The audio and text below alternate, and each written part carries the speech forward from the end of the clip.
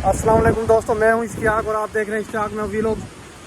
दोस्तों, आज हमारे इलाके में बहुत ज़्यादा शदीद यहाँ पे तूफ़ान आया हुआ है। आप लोगों को नज़र आ रहा होगा, हर तरफ मट्टी मट्टी है। और अभी मैं आप लोगों को बैक कैमरे से दिखाता हूँ। बहुत शदीद किस्म का ये तूफ़ान है। अल्लाह पाक सब लोगों के ऊपर रहम करे और जो हजरात इस वक्त सफ़र में मौजूद हैं, अल्लाह पाक उनकी हिफाजत फरमाए।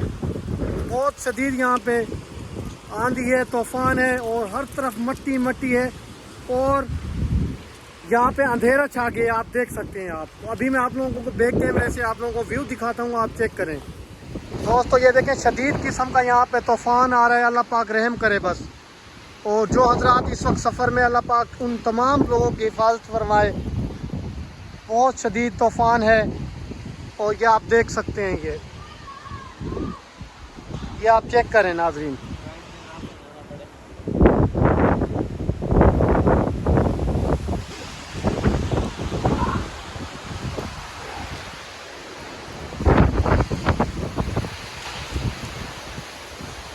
फ्लाइट बंद करके बना